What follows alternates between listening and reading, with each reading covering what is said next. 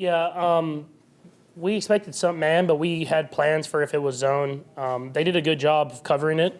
And then Trav just played ball and got himself open. And I wanted to get on the edge where I could either fall down and let the clock keep running or try to make a play with the easy type throw. And we were able to find a way to get that throw to Trav there and get the first down. You said he's playing ball. Is that where you expected him to be, or is he kind of just setting up? He's supposed to run a corner route, so it is what it is. It looked like you were about to tuck in and run and kind of cut inside. At what point do you realize there's nobody around Trav and you got that throw? Yeah, no, I went through my reads, how Trav released it, looked like a corner, and then the halfback and a couple other guys. And then as I went to ready to run, I just saw 8-7 just sitting right there in the middle of the field open, so I just fired it to him. When you guys are on the sideline leading up to that play, what's the discussion like on just being safe and running the ball and leaving time on the clock? Or you're lobbying to throw it, right? Yeah, we went through different scenarios, but the coaches have trusted me that I'm going to make a play happen and try to, if not there, that I can fall down and we can kick the field goal for a little bit further. But yeah, I mean, we knew that they were going to sell out to block the run, and they did a good job on the outsides and the perimeter of kind of passing stuff off in zone. And so just had to make a play, and if it's not there, you fall down and then you kick the field goal from a little bit deeper. That's you're creating your own luck a little bit, obviously, with the way you win these games. But what does it feel like week to week to have something peculiar seem to happen almost every game, like even going off the upright tonight?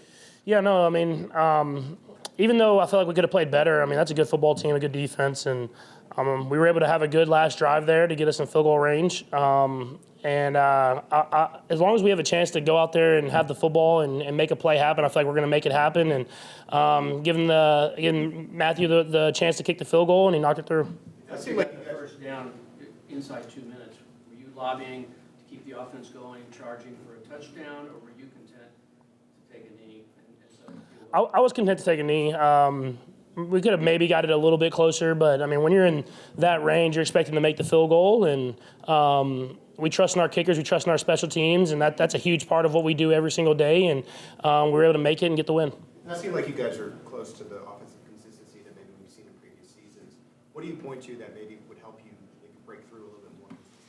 Yeah, I think just got to be able to hit some of these explosive plays. I think that's probably the biggest thing. And once you do that, it opens up everything else. And it seems like we stall out on drives, on little things. And I've said that kind of all year long, but it is close. I truly believe we are closer than we were this year at this point. And it's just about finding a way to prove it on the football field on Sundays. We'll play every day of the week, it seems like, the next few days, but on game days. And then we can kind of go into the playoffs with some momentum. You have gotten hit quite a bit this season. Can you just take us through what's it like to take hit after hit and still try to operate the offense? And is there anything that you've sort of figured out that your body can withstand the amount of toll you've taken? Yeah, I mean, it's part of football. You just play the game. We play a lot of good defenses this year. That's the one bad thing about when you win the Super Bowl, you play the best schedule, and we played a lot of good defensive ends and defensive linemen. And I think for myself, it's just finding the soft spot in the pocket. I feel like on some of the early third downs, I was kind of running into where they were looping to, and they had a plan for me in escaping the pocket. And so just trying to find that soft spot. I thought I did better at that as the game went on. And then whenever I was able to make the run at the end. So working a new guy in, trusting in those other guys, I think we're going to be hitting the ground running as the playoffs come ahead. How do you feel another AFC West championship?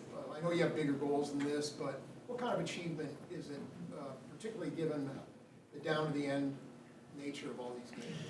Yeah, I mean, it's our first goal every single year to win the AFC West, and it's a great division where a lot of rivalries, where everybody's playing each other tough. And, I mean, 3 teams are going to probably make the playoffs. I mean, that speaks to the division that we play in. And so to be able to win this division, to gain another game in the playoff picture, it was an important game for us against a really good football team. We found a way to get a win, but now we got to keep building if we want to get to our ultimate goal.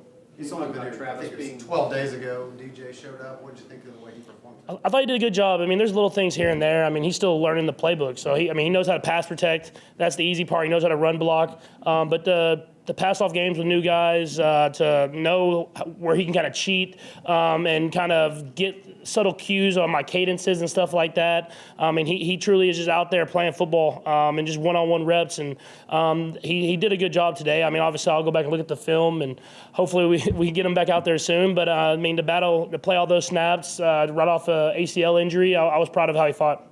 You talk about Travis being the fastest tight end at 12,000 yards. What he means to you? Oh man, he means the world to me, man. I mean, without getting like emotional, I mean, he's a guy that has really kind of made me who I am in my career, and a true leader on the football field. Someone, everybody says security blanket, but someone that I can just go to at any moment, and he's going to make a big play happen. And as he's gone throughout his career, he's never dropped off as far as his work ethic and the way he leads. And I think that's super important when you have a guy that's going to have a gold jacket and he's the hardest working dude on the team. What do you mean he's made you who you are? Is it in terms of a player? I think both. I think just in terms as a player, obviously. I mean, he's someone that he plays on the same wavelength that I do, and it's hard to do that. And I think it takes guys time. But it seems like from the first day, I've kind of been on that same page with Trav, and then seeing him work every day. I mean, everybody sees like the personality and on the TV and stuff like that, but you don't see that everyday work ethic that he has. I mean, he's the guy that gets mad when they take him out of practice reps. I mean, that's just the type of work ethic he has. And even for me to come into the league and have a superstar player and see him work like that, it kind of showed me that I'm going to have to put that work ethic in if I want to get to that level.